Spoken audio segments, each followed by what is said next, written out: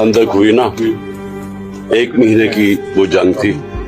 तो जब जंग खत्म हुई तो एक आयत आई नबी के लिए कि क्या नबी सल्लल्लाहु अलैहि वसल्लम आज आपको पता चल गया कि आपके साथ कौन ईमान वाले लोग थे और कौन जिनके ईमान कमजोर थे, जो मुनाफिक। तो अजीज़ान मन, आपको खुशामदीद कहते हैं। शेख गयास अहमद साहब हमारे साथ मौजूद हैं और ये इमरान खान ने कहा था कि जो जंग खंदक की ग़ज़वा खंदक की मिसाल दी थी, बिल्कुल उसी तरह के यहाँ पे हालात हैं कि कौन ईमान वाले लोग हैं वो इमरान खान के साथ आज भी खड़े हुए हैं या जेलों में हैं या मुल्क बदर हो चुके हैं। और लेकिन उन्होंने अपने ईमान नहीं बेचे और मुनाफिक इस वक्त भी झूठे माइया प्रोग्राम कर रहे हैं, इमरान खान के नाम के ऊपर हुकूमतों के मजे कर रहे हैं या असेंबलियों के मजे कर रहे हैं या ओहदे ले रहे हैं और मजे कर रहे हैं। और कुछ लोग जो है वो डिक्टेशन लेते हैं आईएसआई की, और डिक्टेशन अगर वो नहीं मानते, जब आप एक दफा मानना शुरू कर देते हैं, once you make a deal with the devil, जब आप पैक्ट कर लेते हैं डेविल से, उसके बाद जब आप सज्जे खब्बे जाने की कोशिश करते हैं तो डेविल फिर आपको मारता है छितर। फिर आईएसआई वाले भी मारते हैं छितर के हमारे साथ तुम डील कर चुके हो पुत्र, अब सज्जे खब्बे नहीं जा सकते। एक न्यू नॉर्मल क्रिएट करने की कोशिश की जा रही है। शेख गयास अहमद साहब से बात हमने की, उन्होंने कहा कि जनाब कॉन्स्टिट्यूशन में ये लिखा है वो लिखा है। तो पाकिस्तान की तो फौज कहती है कि कॉन्स्टिट्यूशन जो है वो कागज का टुकड़ा है और कुछ भी नहीं है, और वो कि वाज़ेह तौर के ऊपर नजर आ रहा है। लेकिन उसी टुकड़े को इस्तेमाल करके 26वीं 27वीं तरमीम कर ली गई है, 28वीं भी तैयारी है, ताकि जो डी फैक्टो पाकिस्तान का रूलर है आर्मी चीफ, वो डिजोर रूलर भी बन जाए, मुकम्मल जो है वो कब्जा उसका हो जाए। अब ये जो न्यू नॉर्मल बनाया गया है, ये इन्हीं मुनाफिकों के जरिए बनाया गया है जिन्होंने इसको एक्सेप्ट कर लिया, खामोश हो गए और जो कहते हैं कि यार हाथ थोला रखो, कोई बात कर लो, मामलात को आगे चलाओ, या पॉलिटिकल टेम्परेचर नीचे आना चाहिए। जो इस तरह की हरकतें कर रहे हैं लोग पाकिस्तान में और पाकिस्तान से बाहर, जो 8 फरवरी को कॉल थी, 7 फरवरी को उन्होंने अपने फंक्शन रख लिए और पाक फौज जिंदाबाद के नारे भी लगवाना चाहते हैं और कहते हैं हम तो उनके खिलाफ कोई बात नहीं करना चाहते, जिनकी आदिल राजा के साथ बैठते हुए जान जाती है कि यार फौज नाराज हो जाएगी। उन लोगों ने ये न्यू नॉर्मल क्रिएट किया है इमरान खान के नजरियात के खिलाफ, इसमें कोई शक नहीं है। और अगर ये क्रिएट करने वाले कौन लोग हैं, ये हमारा सवाल है और इनका क्या इलाज है। शेख गयास अहमद साहब, हमारा आपसे ये सवाल है सबसे पहला। Welcome to the show sir. जी अस्सलाम वालेकुम आदिल, बहुत शुक्रिया आपका। अच्छा आदिल, इसमें जो सबसे पहली चीज़ जो आपने ये बहुत इंपॉर्टेंट बात की है कि ये new normal, what is new normal. Basically new normal ये है कि एक ऐसी चीज़ क्रिएट कर दी जाए जो कि नॉर्मली जो है वो ठीक नहीं है, मगर ये कि आप उसको इतना ज़्यादा रिपीट करें, इतना ज़्यादा करें कि वो एक नया नॉर्मल आपको नज़र आना शुरू हो जाए। मतलब इसकी बड़ी सिंपल सी एग्जांपल है, हमारा जो कॉन्स्टिट्यूशन है 1973 का आईन पाकिस्तान है। अच्छा, इसकी मज़ेदार बात यह है कि इसको अब आप सिलेक्टिवली जो है ना, इसको इसकी क्लॉजेस को अप्लाई नहीं कर सकते, ठीक है। इसका एक पूरा स्ट्रक्चर है स्टेट का, और स्टेट स्ट्रक्चर के अंदर जो सबसे ज़्यादा इंपॉर्टेंट चीज़ है वो है लोग, पीपल ऑफ पाकिस्तान। और उसमें जो आपका जो प्रीएम्बल है ना, 1973 का जो प्रीएम्बल है जहां से कॉन्स्टिट्यूशन स्टार्ट होता है, वो ये कहता है कि सबसे पहले हकमियत अल्लाह ताला की, अल्लाह ताला के बाद उसके लोगों की, अवाम की हकमियत, ठीक है, बजरिया उनके इलेक्टेड रिप्रेजेंटेटिव्स के जरिए, ठीक है। प्लस उसके अंदर वो ये भी कहते हैं कि जो प्रिंसिपल्स होंगे ना इसके, जो गवर्नेंस के होंगे, वो होगी जमहूरियत, यानी कि अवाम की रजामंदी के मुताबिक कुछ होगा तो होगा, वरना वो जो है वो गैर कानूनी या इलिजिटिमेट या इलीगल चीजें होंगी, ठीक है। ये आपका कॉन्स्टिट्यूशन कहता है और आप प्रीएम्बल में जाके बिल्कुल आप देख भी सकते हैं, ठीक है। तो बेसिकली अब जो अभी हमारी जो डिस्कशन हो रही थी उसमें यही बात हुई ना कि लोग कहते हैं और छड्डो जी, कहते हैं कि जी ये तो लिखी हुई बातें हैं, ठीक है, कॉन्स्टिट्यूशन को कौन मानता है। हालांकि कॉन्स्टिट्यूशन एक सोशल एग्रीमेंट है लोगों के दरमियान, और उसके बाद देखें उसके नीचे फिर आपकी जितनी भी स्टेट ऑर्गेनाइजेशंस है ना, वो आती हैं, स्टेट ऑर्गन्स आते हैं जो कि आपको सर्व करते हैं, वो आपको, मुझे, हम लोगों को सर्व करते हैं। They are not rulers. जो हाकिम है, हाकिमियत तो अल्लाह ताला की है, और अल्लाह ताला के बाद अवाम की, तो ये हुक्मरान तो नहीं होते ना। ये तो देखें इवन यूके के अंदर आप देखें तो कॉन्सेप्ट क्या है, public service, with the authority of public servant, with the authority of people of the such and such country. ठीक है, तो वो पब्लिक अथॉरिटीज होती हैं. यहाँ पे आप देख लें, आपकी काउंसिल्स हो गई या पुलिस हो गई, वो पब्लिक अथॉरिटी एक्सरसाइज करती है. And what is the public authority? ये है प्रीएम्बल आपका, जो आपको बता रहा है कि आप है पब्लिक और आपकी अथॉरिटी से जो होगा वो होगा और आपके लिए होगा, आपको सर्व करने के लिए होगा. तो यानी कि आपका, अब हमारा जो कॉन्स्टिट्यूशन है उसके 3 मेन ऑर्गन्स होते हैं. आपका लेजिस्लेचर होता है, जिसको कि हम आपके आइनसाज असेंबली कहते हैं, पार्लियामेंट हो गई, ठीक है. उसके बाद एग्जेक्टिव होता है, जो कि गवर्नमेंट होती है, जो कि आपकी अथॉरिटी को एक्सरसाइज करती है, ठीक है. और गवर्नमेंट, और उसके बाद एक होती है आपकी क्या कहते हैं अपना जुडिशरी, जो कि अदालतें होती हैं आपकी, ठीक है. ये सारी की सारी चीजें आती हैं आपके नीचे, ये आपको सर्व कर रही होती हैं, आप इनको सर्व नहीं कर रहे होते. और इनके दरमियान जो हमारा जो कॉन्स्टिट्यूशन है 1973 का, उसके अंदर चेक एंड बैलेंस है. उन्होंने इनकी लिमिट्स मुकर्रर कर दी हैं, जिस तरह से कि पार्लियामेंट का काम है कानून साजी करना, अदालतों का काम जो है वो कानून बनाना नहीं है, उनका काम है लॉ की इंटरप्रिटेशन करना, उसकी तशरीह करना कानून की. और उसके बाद जो आपकी जो गवर्नमेंट होती है वो एक एडमिनिस्ट्रेटिव बॉडी होती है, जो कि इन सारी चीजों को ऑर्डर में जो कि कॉन्स्टिट्यूशन के अंदर दिया है उसको उस तरीके से इम्प्लीमेंट करती है. और अगर कुछ ऐसे ऑर्डर्स जो कि कॉन्स्टिट्यूशन से अगेंस्ट होते हैं, उनको वो क्या करती है कि वो फिर आप अदालतों में जाते हैं और उनको चैलेंज करते हैं, जिसमें कि आपका पहले होता था, जो कि इन्होंने अभी भी है स्टिल 184(3), जो कि पब्लिक इंटरेस्ट के मैटर्स को जो है वो कोर्ट्स जो है वो टेकअप कर सकती हैं, ठीक है. अच्छा, ये बेसिकली सारा स्ट्रक्चर समझाना इसलिए जरूरी था कि लोगों के जहन में जो एक न्यू नॉर्मल का कॉन्सेप्ट है ना, ये आप इसको एक्सेप्ट कर रहे हैं, तो इस वजह से ये लोग जो है ना इतने कॉन्फिडेंट हैं. अच्छा, मुझे एक चीज बताएं, अगर ये आपके मैं आर्गुमेंट को ले लेता हूं कि जी छड्डो जी, ये तो आइन है, आइन को कौन मानता है, ठीक है. मेरा इस पे एक है कि ये जो इन्होंने करंट अमेंडमेंट्स की हैं, तरामीम की हैं, 26वीं की, 27वीं की, ये भी तो कॉन्स्टिट्यूशनल अमेंडमेंट्स है ना जी. वही एम्पावर करती हैं इनको, वही एम्पावर करती हैं. एग्जैक्टली. एक तरफ आप कहते हैं कि जी हम जो है वो ये फलानी चीज को, फंडामेंटल्स राइट्स को नहीं मानते, फ्रीडम ऑफ एक्सप्रेशन को नहीं मानते, और right to have a fair trial को नहीं मानते, और right to access to the wellbeing of a prisoner, political prisoner या जो भी है, उसको नहीं मानते. मगर दूसरी तरफ आप तरामीम भी करते हैं, 26वीं भी करते हैं, 27वीं भी करते हैं, और अब आप तैयारी कर रहे हैं कि हम 28वीं भी कर रहे हैं.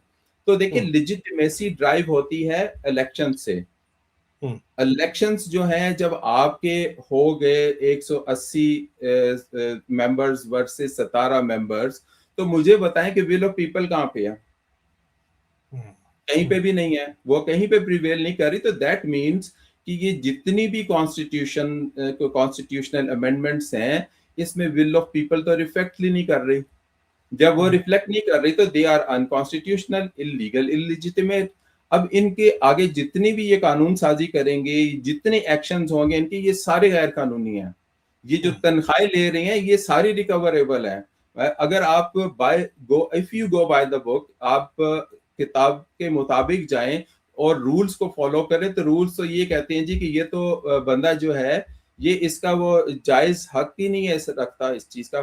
खान साहब ने जो कहा था कि आप जाएं पार्लियामेंट हाउस के बाहर जाके अपनी ही अदालत लगाएं, सॉरी अपनी ही वो असेंबली लगाएं, ठीक है ना.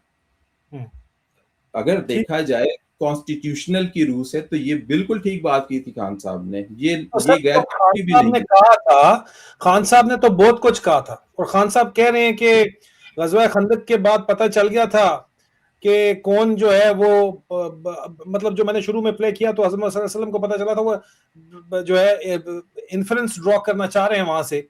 इमरान खान के साथ किसने वफा की आपके ख्याल के अंदर, पीटीआई के अंदर खासतौर के ऊपर, जिनको उन्होंने कहा था कि इसके ऊपर एहतजाज करें, किसने वफा की? जुडिशरी ने तो मोहर सदाकत, या सदाकत तो खैर नहीं कहना चाहिए, लेकिन मोहर सुब्त की रबड़ स्टैंप बन गई इन कॉन्स्टिट्यूशनल अमेंडमेंट के ऊपर.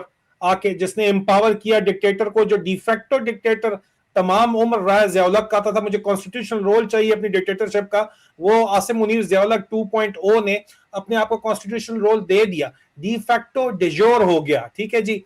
अब मुझे आप बताइए कि इसके ऊपर बनता तो ये था कि इमरान खान के नाम के ऊपर जो वोट लेके बैठे हैं, या पूरी दुनिया में जो ओवरसीज पाकिस्तानी है इस वक्त, इससे पहले कि हम कुछ और लोगों के ऊपर जो इमरान खान के नाम के ऊपर सोशल मीडिया के ऊपर छलांगे मारते हैं, उनके ऊपर हम आए, जो इमरान खान के नाम के ऊपर जो ओहदे एंजॉय कर रहे हैं, उन लोगों को चाहिए था ना कि वो फिर जाके बाहर बैठते, एहतजाज करते, लेकिन वहां पे तो मामलात बिल्कुल फर्क हैं।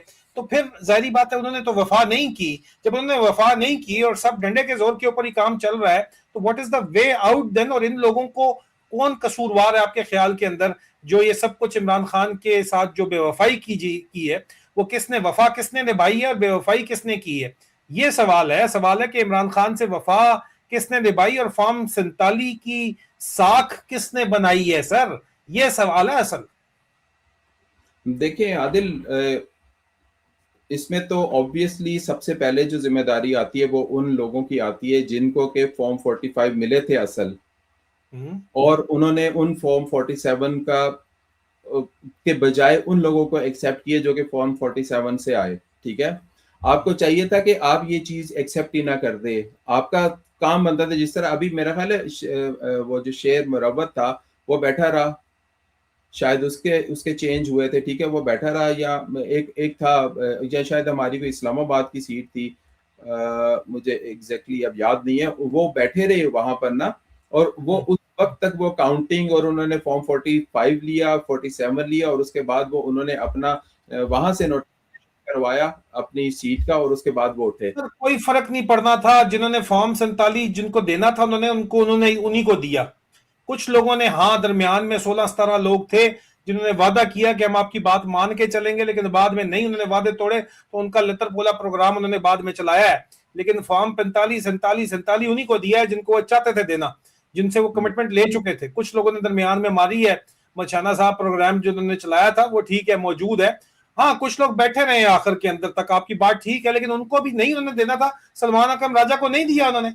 तो सर बात ये नहीं हो रही, बात ये हो रही है कि इमरान खान के नजरियात की पासदारी करना जो है, वो कहते हैं हमारी मजबूरी है, हम पाकिस्तान में हम नहीं कर सकते। अगर उनकी चलो मजबूरी है, तो ओवरसीज पाकिस्तानियों की क्या मजबूरी है? ये मुझे बता दें फिर, जो ओहदे लेके बैठे इमरान खान के नाम पे। देखिए, आपकी बात बिल्कुल सही है। सबसे पहली बात तो ये कि ये एज अ पार्टी, पूरी पार्टी की रिस्पॉन्सिबिलिटी बनती है, हर एक वर्कर की रिस्पॉन्सिबिलिटी बनती है कि इस वक्त जो लोग ओहदे लेके बैठे हुए हैं उनको अकाउंटेबल ठहराएं, उनसे बार बार ये सवाल करें कि आपकी ये जिम्मेदारी बनती थी, आपने क्यों नहीं की। इसी तरीके से ओवरसीज पाकिस्तानी जो हैं उनका, देखें, सबसे बड़ा थ्रेट जो है वो एस्टेब्लिशमेंट को अगर है कोई, तो वो दो आपके जो है हमारी स्ट्रेंथ है, वो है एक ओवरसीज पाकिस्तानी, और दूसरा जो है वो हमारा सोशल मीडिया है जी। इन्होंने सोशल मीडिया को भी कंट्रोल करने की कोशिश की और कर रहे हैं, और इसके बाद उन्होंने डिफरेंट जो है वो स्कूल ऑफ थॉट के लोग, माइंडसेट के लोग बीच में डाल के, और उसके बाद इन लोगों ने वहां पे भी डिवीजन्स क्रिएट की और करने की कोशिश कर रहे हैं। मगर अल्लाह का शुक्र है कि हमारा सोशल मीडिया अभी भी इतना स्ट्रांग है कि हमारे पास डेडिकेटेड प्लेटफॉर्म है, जो कि हम लोग एडवाइस वहां से ही लेते हैं। जिस तरह से हमारे अपने ऑफिशियल फोरम्स हो गए, हमारा ऑफिशियल ट्विटर अकाउंट हो गया। ठीक है सर, वो ऑफिशियल ट्विटर अकाउंट चंद मखसूस सोशल मीडिया इन्फ्लुएंसर्स को प्रमोट करता है। अब यहाँ पे मिसाल के तौर के ऊपर मिसाल दे रहा हूँ, इमरान रियाज साहब हैं। इमरान रियाज साहब यहाँ पे यूके में, उन्होंने 7 फरवरी को एक फंक्शन किया, 8 फरवरी को वहां पे आप लोगों का जलसा था। आप लोग स्टेज पे चढ़ के जो है उनके ऊपर तनकीद आपने, और वो एक अबाबील ग्रुप टाइप कोई है उसके ऊपर तनकीद आप लोगों ने शुरू कर दी कि जनाब उन्होंने 7 को क्यों फंक्शन किया, और ये अबाबील ग्रुप वगैरह। ये क्या कंट्रोवर्सी है फिर सर? उसको भी तो आपका सोशल मीडिया प्रमोट कर रहा है। क्या पार्टी के अंदर डिवाइड है, पॉलिसी के अंदर डिवाइड है, या उन्होंने जो किया उसके ऊपर एतराज इनके जेन्युइन थे? ये क्या फिर कंट्रोवर्सी है सर? देखिए आदिल, इस पे बल्कि शायद आपने देखा होगा, मैंने एक ट्वीट भी किया था उर्दू के अंदर ना, मतलब मेरे उस पे अकाउंट पे है, उस पे मैंने यही चीजें जो है ना वो हाईलाइट की थी।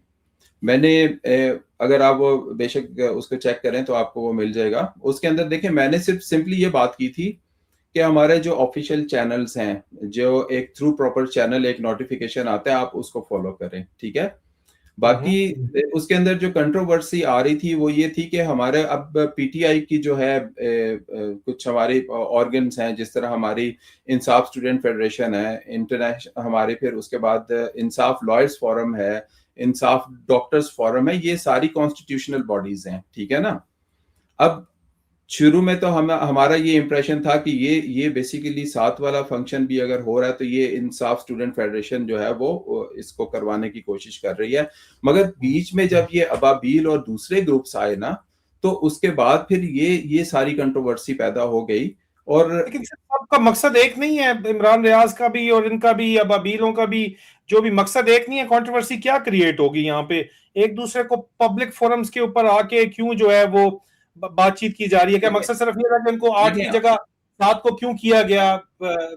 8 की जो मेन फोर्स थी वो जायल करने की कोशिश की गई, या क्या वजूहत है? क्योंकि आप वर्ल्ड अलायंस को भी प्रमोट करते हैं, हम भी करते हैं, वो भी इसका हिस्सा थे बाकायदा तौर के ऊपर, ये 7 को जो फंक्शन था। तो फिर कंट्रोवर्सी क्या है सर? देखिए आदिल, जो कंट्रोवर्सी मैं जो समझता हूँ वो ये बनती थी। अब देखें, मेरा जो डिफरेंस ऑफ ओपिनियन था वो ये था कि मेरे ख्याल में हाई कमीशन के बाहर जाना चाहिए था, ठीक है ना।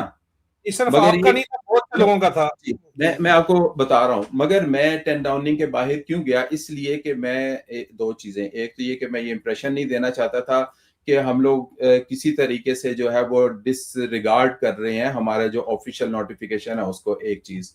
और दूसरी चीज कि हम ये नहीं दिखाना चाहते लोगों को कि हम देखिए, डिफरेंस ऑफ ओपिनियन रखना एक अलग चीज है और वो जमहूरियत का हुस्न है, ठीक है ना। जब हमें एक ऑफिशियल चैनल से आ गया कि जी आपने 10 डाउनिंग जाना है, तो हम लोगों ने कहा कि जी ठीक है हम 10 डाउनिंग जाएंगे, मगर मेरा ओपिनियन डिफरेंट था कि हमें हाई कमीशन के बाहर जाना चाहिए था, ठीक है। अब इसी तरीके से जो 7 वाला जो इवेंट था उस पे मेरा पॉइंट ऑफ व्यू ये था कि आप पीटीआई का जो है ना वो फॉरम यूज मत करें और इसको कंफ्यूज नहीं करें। हमारा जो ऑफिशियल इवेंट है वो है 8 का, आप उसको 8 फरवरी का जो इवेंट है उसको करें। बाकी देखिए, एज अ सेपरेट एंटिटी और एज अ एनजीओ और as a human right organisation आपका राइट है, आप वो करें उसको, उससे आपको कोई भी नहीं रोक सकता। और अच्छी बात है अगर आप एक ह्यूमन राइट इश्यूज को या ट्रांसनेशनल रिप्रेशन को या इस तरह के इश्यूज को रेज कर रहे हैं, वो वहां पे शेख साहब, अगर वहां पे पाक फौज जिंदाबाद के नारे लगेंगे तो कंट्रोवर्सी तो बनेगी। मैं एग्जैक्टली वही बात कर रहा हूँ ना कि देखिए इसमें दो चीजें होगी ना। एक तो ये कि आपने मिक्स कर दी है दोनों फॉरम्स, लोग कंफ्यूज हो गए, हमसे पूछ रहे थे कि जी हमारा पीटीआई का ऑफिशियल जो है वो फॉरम कौन सा है, तो हमने उनको बताया कि जी 8 फरवरी की कॉल है पीटीआई की, बाकी ये जो है ये मतलब ग्रुप्स हैं जिनकी कॉल्स है, ठीक है ना। तो हम लोगों से तो जितने लोगों ने भी पूछा हमने तो उन्हें यही कहा था, मगर क्वेश्चन ये नहीं है, क्वेश्चन ये है कि ये कंफ्यूजन बनी क्यों। इसलिए कि क्वेश्चन ये है कि ये एक इनोसेंट, हर कोई नेक नीति से काम कर रहा है, इनोसेंट मिस्टेक हो सकती है, या डिवाइड एंड रूल का फॉर्मूला अप्लाई किया जा रहा है, बारीक वारदातें डाली जा रही हैं। सवाल ये है, जो कि डर्टी हैरी का एक कायदा मेन टास्क है ये काम करने का, पाकिस्तान में भी और पाकिस्तान से बाहर भी। सो क्या लगता है आपको सर, ये बारीक वारदात थी या इनोसेंट सी, हर कोई उनका अपना सिस्टम था, वो भी यही काम कर रहे हैं, ये भी यही काम कर रहे हैं? मैं इसको बेसिकली जो है ना थोड़ा सा इस तरीके से देखता हूं कि कुछ लोगों को इसमें शायद पता था और कुछ को नहीं पता था। कुछ लोग जो है इस्तेमाल हुए और कुछ लोग जो है इस्तेमाल करने वाले थे। मतलब इस्तेमाल हुए का मतलब है कि डिवाइड एंड रूल का एक फॉर्मूला अपनाया जा रहा है वहां पे, इस तरह की चीज, हाँ जी, इस तरह की कोई चीज है। ऑब्वियसली हम लोग देखें, जिस तरह आप बात कर रहे थे कि अगर आप इंटेलिजेंस रिपोर्ट्स की बात करें तो उसका कोई एविडेंस तो होता नहीं है। हम क्या करते हैं कि कॉन्सिक्वेंशियल चीजें जो हैं और ये इवेंट्स और इन सारी चीजों को देखते हैं और अपना एक एनालिसिस देते हैं। तो इस स्टेज पे, इस पॉइंट पे अगर इस तरह का कुछ हो रहा है तो इससे जो है, मतलब जो मैं ये नहीं कह रहा कि डेफिनेटली यही है, मगर कंक्लूजन क्या ड्रा हो सकता है, पॉसिबल कंक्लूजन वो यही हो सकता है ना कि आप इस सारे इवेंट को जो है वो अनसक्सेसफुल करवाने के लिए कर रहे हैं, या पार्टी के अंदर एक डिवाइड क्रिएट करने की कोशिश कर रहे हैं। और इसमें जो है हो सकता है कि एक आध लोग जो हैं वो सारा इस पूरी सारी जो कुछ भी हुआ उसका हिस्सा हो और बाकी लोगों को इस्तेमाल किया गया हो, और वो बेचारे जो है वो पाकिस्तान के और खान के लिए ही काम कर रहे हो वो भी। इसमें इसमें जो इम्पोर्टेंट चीज आती है ना, वो ये समझने की ये जरूरत है कि हमें, मैंने इन्हें भी सारों को यही कहा था, मैंने कहा यार देखें, आप बात सुने, मेरी कुछ लोगों से हुई थी अभी, जब हम 10 डाउनिंग के बाहर गए थे, मेरी डिस्कशन हुई थी उन लोगों से। मैंने उन्हें कहा था कि देखें, अभी खान अंदर है, अभी आप ये जो डिवीजन है ना, इसको, ये इन चीजों को आप अभी सिर्फ और सिर्फ पीटीआई बस, और कुछ भी नहीं। जब खान निकल आएगा ना, तो आप 101 के छोड़ 1000 ऑर्गेनाइजेशंस बना लें, हमें कोई एतराज नहीं होगा। उसके बाद आप जो मर्जी करें, no one is going to ask you. फिर खान होगा, खान खुद ही डिसीजन कर लेगा। मगर अभी जो पीटीआई, मतलब जो जो एक बिल्कुल ही एक थिन लाइन के ऊपर जो वो चल रही है, तो हमें ये सारी चीजें जो है ना, वो कंसिडर करनी है कि हम लोग कोई भी ऐसा इंप्रेशन ना दें या कोई भी ऐसा काम ना करें जिससे हमारे अपने पीटीआई के लोगों की दिल आजारी भी हो। और उसके बाद ये कि हम अपना जो, हमारा जो एक्चुअल एम है, जो कि होना चाहिए सिर्फ और सिर्फ खान की रिहाई, रूल ऑफ लॉ और restoration of Pakistani constitution in इस ट्रू सेंस, जो कि पहले ये इस इलेक्शन से पहले का है, ठीक है ना। जब तक ये हमारा सिर्फ और सिर्फ ये 2-3 चीजों पे एम होना चाहिए, और खान का भी यही है कि खान भी रूल ऑफ लॉ की बात करता है। हमारी तो पार्टी की जो तहरीक है, वो तो है तहरीक इंसाफ, उसका तो जो फंडामेंटल लेकिन यहाँ पे देखें, मैं फाइनल क्वेश्चन है शेख यास अहमद साहब, एक बड़ा डेलिब्रेट तरीके से आपके जाती तौर के ऊपर कुछ आपको नहीं बुरा समझते हैं, कोई किसी और को बुरा समझते हैं, कोई तनकीद एक दूसरे के ऊपर कर रहे हैं लोग, मैं किसी के नाम नहीं लेना चाहता, लेकिन वाज़े तौर के ऊपर एक मिशन के तहत डिवाइड एंड रूल का सिस्टम तो अप्लाई किया जा रहा है। डर्टी हैरी की जो स्ट्रेटजी है इस वक्त, वो यही स्ट्रेटजी है कि डिवाइड एंड रूल किया जाए, और डिवाइड होते हुए नजर भी विजिबली आ रहे हैं लोग मुख्तलिफ वजूहात की बिना के ऊपर। तो ये डिवाइड एंड रूल जो इस वक्त सिस्टम किया जा रहा है, बारीक वारदातें जो डाली जा रही हैं, उसका इलाज आपने कहा कि जनाब सेंट्रल पार्टी प्लेटफॉर्म जो है उसको फॉलो किया जाए। लेकिन अगर आपका सेंट्रल पार्टी प्लेटफॉर्म ही कॉम्प्रोमाइज हो चुका है, जो कि हुआ है बहुत बड़ी हद तक ओवरसीज भी और पाकिस्तान के अंदर भी, तो तब फिर तो लोगों ने अपनी इंडिविजुअल चॉइस ही जो है वो करनी है, और इंडिविजुअल लेवल के ऊपर ही they have to make a decision कि उसमें फिर देखना ये होगा कि आपको इमरान खान के नजरियात के ऊपर कौन चलता हुआ वाज़े तौर के ऊपर नजर आता है, और कौन दरमियान में आपको बारीक बातें डालने नजर आता है। आपको अपनी जजमेंट यूज करनी पड़ेगी, इसमें तो कोई शक नहीं है।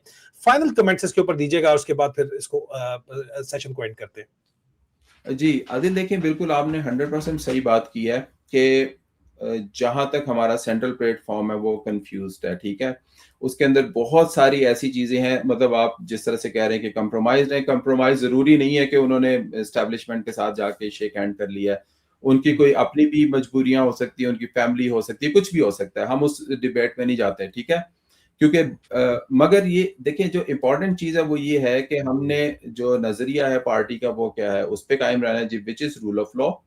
और के साथ साथ जो रिलीज हुए इमरान खान है, उसमें हम लोग ये चाहते हैं कि हमारे जो पार्टी ऑफिस होल्डर्स हैं इस वक्त, वो लोग जो है वो लोगों को डायरेक्ट करें, उनको गाइड करें, और उन्हें, और उसके साथ साथ उनको डेडलाइन दें कि इमरान खान को निकालने के लिए आपके पास क्या फाइनल स्ट्रेटेजी है, और इससे आगे हम नहीं जाएंगे।